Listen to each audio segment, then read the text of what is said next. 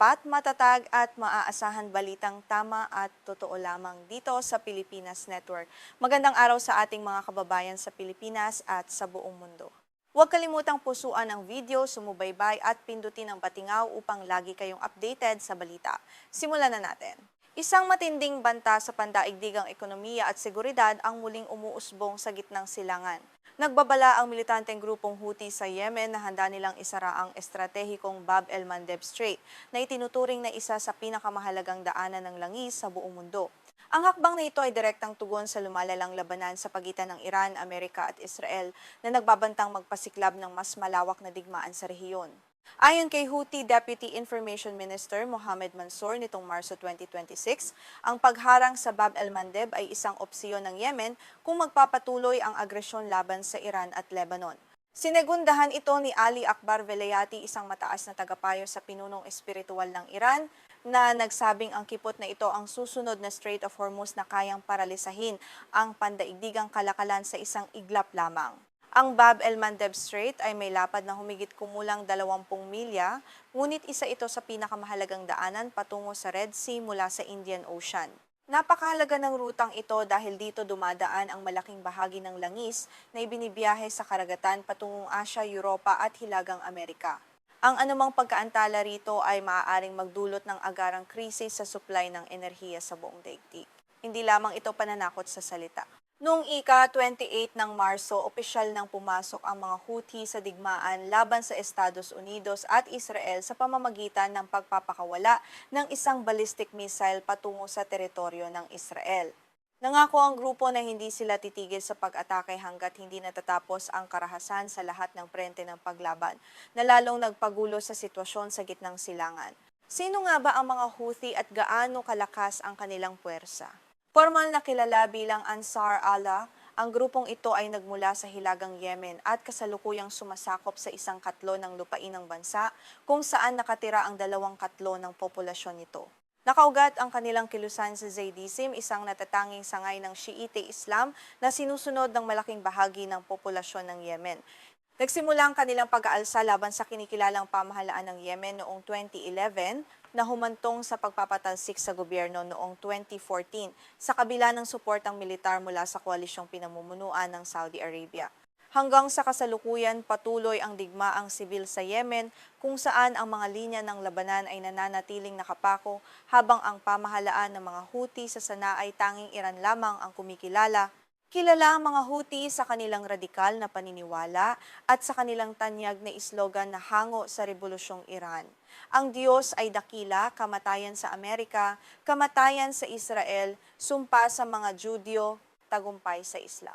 Dahil sa kanilang mga marahas na aktibidad at pag-atake sa mga sibilyang barko, opisyal silang idineklara ng Estados Unidos bilang isang dayuhang teroristang organisasyon na nagbabanta sa kapayapaan. Bagamat nagsimula bilang isang kilusang pampolitika, mabilis na naging militarisado ang mga Houthi noong huling bahagi ng dekada 2000. Mula sa pagiging maliit na rebelding grupo, lumaki ang kanilang puwersa na tinatayang nasa pagitan ng 20,000 pangunahing militante hanggang sa umaabot sa 350,000 mandirigma na binubuo ng mga lokal na tribo at mga dating sundalo ng pamahalaan. Ang ugnayan ng mga Houthi at ng Iran ay nagsimula pa noong 2009 sa panahon ng unang digmaan ng grupo laban sa gobyerno ng Yemen. Ayon sa mga eksperto, naging mas masigla ang pagpapadala ng armas ng Tehran noong 2014 nang masakop ng mga Houthi ang kabisera na Sanaa.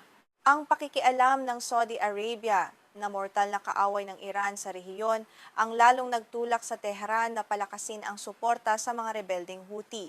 Bagamat madalas silang tawaging proxy ng Iran, mas inilalarawan ng mga analista ang mga Houthi bilang isang impormal na kasosyo ng Tehran. Ang estratehiya ng Iran na i-export ang kanilang revolusyon noong 1979 sa pamamagitan ng pag-armas sa mga lokal na grupo ay nagbibigay sa mga Houthi ng kalayaan sa pagpapasya. Gayunpaman, pinagbubuklod sila ng iisang ideolohiya at geopolitical na interes laban sa kanluran. Mayroon ding mga pagkakaiba sa pagitan ng dalawa. Hindi tulad ng Iran na pangunahing sumusunod sa 12-ver Shiism, ang mga Houthi ay nakaugat sa Zaidi Shiism, bagamat may ilang paniniwalang impluwensyado ng Iran na unti-unti nilang inayon sa paglipas ng panahon. Bukod dito, hindi binuo ang mga Houthi sa ilalim ng direktang pangangasiwa ng Iran, di tulad ng Hezbollah sa Lebanon o ng Badr Organization sa Iraq na direktang nilikha at pinondohan ng Tehran. Gayunpaman, ang Iran ang nananatiling pangunahing taga-suporta ng militar ng mga Houthi. Noong Hulyo 2025, nasabat ng Yemeni National Resistance Forces ang pinakamalaking kargamento ng armas mula sa Iran na naglalaman ng 750 tonelada ng mga modernong kagamitang militar. Kabilang dito ang mga advanced drone parts, missile warheads at radar systems na gawa ng mga kumpanyang pinatawan ng parusa ng Amerika. Ang mga tulong na ito ay karaniwang idinadaan sa Islamic Revolutionary Guard Corps o IRGC ng Iran na nagbibigay din ng pagsasanay at payo militar sa mga pinuno ng Houthi. Ang suportang ito ang nagbigay daan sa mga Houthi na makakuha ng mga sopistikadong armas tulad ng mga ballistic missile na hindi nila kayang gawin ng mag-isa na nagamit nila upang maghasik ng takot sa Red Sea at sa Bab el-Mandeb Strait. Sa kabilang banda, nakikinabang din ang Iran sa alyansang ito. Ginagamit ng Iran ang mga Houthi upang harasin ang hangganan ng Saudi Arabia at protektahan ang mga barkong nagpupuslit ng langis ng Iran upang maiwasan ang mga sangsyong pang-ekonomiya. Higit sa lahat, nagbibigay ito sa Iran ng tinatawag na plausible deniability kung saan maaari nilang itanggi ang direktang pananagutan sa mga pag-atake sa pamamagitan ng pag-ako ng mga Houthi sa mga ito.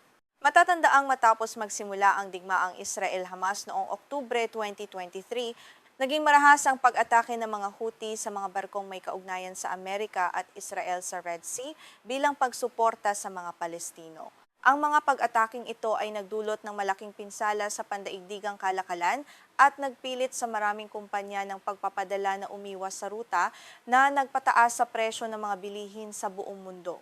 Dahil dito, naglunsad ang Estados Unidos sa ilalim ng Administrasyong Trump ng isang malawakang opensiba noong Marso 2025 na tinaguriang Operation Rough Rider.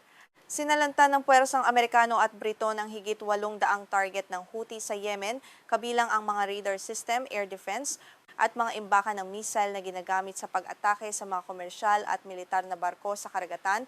Bilang ganti, nagpakawala ang mga Houthi ng mga missile laban sa mga barkong pandigma ng Amerika at nagbanta ng mas marami pang pag-atake matapos hindi matupad ng Israel ang deadline sa paghahatid ng tulong sa Gaza.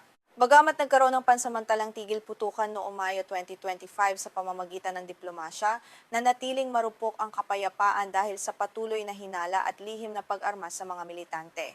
Muling sumiklab ang tensyon noong Agosto nang mapatay sa isang airstrike ng Israel sa Sanaa si Prime Minister Ahmed al-Rahawi, ang pinakamataas na opisyal ng Houthi na nasawi sa labanang ito. Ang pagpaslang na ito ay bumasag sa maikling panahon ng katahimikan at nagtulak sa mga Houthi na mas lalong makipagtulungan sa Iran upang maghanda sa isang mas malawak na digmaang panrehiyon na kinasangkutan na rin ng Lebanon. Sa kabila ng matitinding pinsalang natamo mula sa mga pambobomba ng Amerika at Britanya, hindi pa rin humihina ang puwersa ng mga Houthi. Marami sa kanilang mga armas at missile ay nakatago sa mga bulubunduking rehiyon ng Yemen na hindi madaling maabot ng mga airstrike. Mula nang magkaroon ng tigil putukan noong huling bahagi ng 2025, patuloy nilang pinalalakas at muling binubuo ang kanilang arsenal sa tulong ng teknolohiyang palihim na ipinupuslit sa bansa. Sa pagpasok natin sa mas mapanganib na yugto ng digmaan sa pagitan ng Estados Unidos, Israel at Iran, ang Bab el-Mandeb Strait ay nananatiling isang mitya na maaring sumabog anumang oras. Kung totohanin ng mga Houthi at ng Iran ang kanilang banta na isara ang kipot na ito, asahan ang isang matinding krisis sa ekonomiya na maaaring maramdaman hanggang dito sa Pilipinas.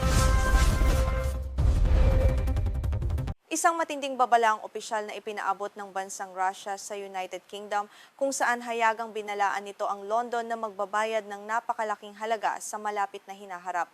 Ito ay matapos mapatunayan ang lumalaking papel ng Britanya sa pagbibigay ng mga sopistikadong armas, partikular na ang mga drone at long-range missiles sa Ukraine na ginagamit sa pag-atake sa loob ng teritoryo ng Russia. Ayon sa ulat mula sa kilalang pahayagang Sunday Times ng Britanya, ginamit na nga ng militar ng Ukraine ang mga drone na gawa ng dalawang kumpanya mula sa UK upang magsagawa ng sunod-sunod na pag-atake. Ang target ng mga drone na ito ay ang mga refinery ng langis at mga pasilidad ng logistika na matatagpuan sa kaibuturan mismo ng teritoryo ng Russia na nagdulot ng malaking pinsala sa ekonomiya ng pamahalaan sa Moscow. Hindi pinalampas ng Moscow ang ulat na ito at agad na naglabas ng matalim na opisyal na tugon. Noong ika-17 ng Agosto, hayagang inakusahan ng Embahada ng Russia sa London ang pamahalaan ng UK na sinasadya nitong palalain ang krisis sa silangang Europa. Nagbabala ang embahada na haharapin ng buong Britanya ang mas mabigat at masakit na kahihinatnan dahil sa walang humpay na pagpapadala ng mga high-tech na drone sa mga puwersa ng Kyiv. Sa kabila ng mga banta ng Russia, nanindigan at hindi natitinag ang pamahalaan ng UK sa kanilang desisyon.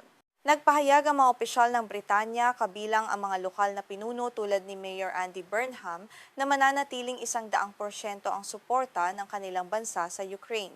Binigyang diin nila na ang UK ay hindi lamang kaibigan na nariyan sa oras ng kaginhawaan, kundi isang tapat na kasangga sa laban. Kung babalikan ang mga nakaraang buwan, noong Abril ay inihayag ng Ministry of Defense ng UK ang pinakamalaking pakete ng tulong militar na binubuo ng mahigit 100 at 20,000 drone para sa Ukraine. Kasama sa napakalaking paketeng ito ang mga long-range attack drones, intelligence and reconnaissance drones, pati na rin ang mga cargo drones at mga kagamitang magagamit sa operasyong pandigma sa karagatan. Pagkalipas lamang ng 2 buwan, nag-anunsyo muli ang London ng karagdagang pondo na nagkakahalaga ng 752 milyong pounds o halos $1 bilyong. Layunin itong maghatid ng 150,000 drone bago matapos ang taong 2026. Ang kasunduang ito ay opisyal na pinagtibay sa pulong ni Pangulong Volodymyr Zelensky at Prime Minister Keir Starmer sa London. Bukod sa mga drone, hindi matatawaran ang iba pang tulong militar na ipinadala ng Britanya sa Ukraine. Nagpadala na sila ng libu-libong air defense missiles, anti-tank weapons, modernong artilerya at mga Challenger 2 main battle tanks. Higit pa rito, nagbigay rin ang UK ng Storm Shadow cruise missiles na ginagamit na ngayon ng Ukraine sa pag-target sa mga posisyon ng Russia na nasa likod ng linya ng labanan. Sa aspetong pinansyal, nangako ang UK na maglalaan ng 3 bilyong pounds o mahigit 4 na bilyong dolyar bawat taon para sa Kyiv hanggang sa katapusan ng dekadang ito. Bukod dito, aktibo ring lumahok ang London sa pautang mula sa European Union na nagkakahalaga ng mahigit 100 bilyong dolyar upang pondohan ang depensa at operasyong militar ng Ukraine laban sa patuloy na pananalakay ng mga tropang Ruso sa kanilang bansa. Ayon kay Dan Sabag, isang kilalang analyst sa depensa ng Britanya, sinasamantala ng Russia ang ulat ng Sunday Times. Layunin ng Moscow na maglunsad ng propaganda upang maimpluwensyahan ang opinyon ng publiko sa UK sa pag-asang mapapahina o mapapahinto nito ang suportang pinansyal at militar ng kanluran sa Ukraine sa pamamagitan ng paglikha ng takot sa kanilang bansa. Sa kasalukuyan, dumaranas ng matinding pinsalang pang-ekonomiya ang Russia dahil sa mga pag-atake ng Ukraine gamit ang mga drone na gawa sa UK. Ang mga target ay hindi lamang mga estratehikong pasilidad ng langis na nagbibigay ng pondo sa digmaan, kundi pati na rin ang mga bodega ng Wildberries na kilala bilang bersyon ng Amazon sa Russia na nagdulot ng malaking disrupsyon sa kanilang lokal na kalakalan at ekonomiya. Noong nakaraang linggo, napilitan ang Wildberries na limitahan ang mga order matapos tamaan ng drone ng Ukraine ang isang bodega sa Yekaterinburg na mahigit 2,000 kilometro ang layo nito mula sa hangganan ng Ukraine. Kasunod nito, isa pang bodega sa silangang bahagi ng Moscow ang napinsala rin sa isa pang katulad na pag-atake ng drone na nagpapatunay na maaaring makalusot ang mga drone sa depensa ng Russia. Kinumpirma rin ni Maria Zakharova, ang tagapagsalita ng Ministry of Foreign Affairs ng Russia, na ang mga drone na may mga piyesa at disenyong nagmula sa Britanya ay ginamit sa mga pag-atake sa loob ng Russia. Kabilang sa mga tinamaan ng Kamensky Plant, isang pasilidad ng industriya ng depensa sa rehiyon ng Rostov na nagpapakita ng direktang banta sa produksyon ng mga armas at kagamitan ng hukbong Ruso. Inihayag naman ni Tobias Ellwood, dating ministro ng depensa ng UK, na ang mga pag-atake sa kaibuturan ng Russia ay isang malaking hamon sa propaganda ng Kremlin na kontrolado nila ang sitwasyon.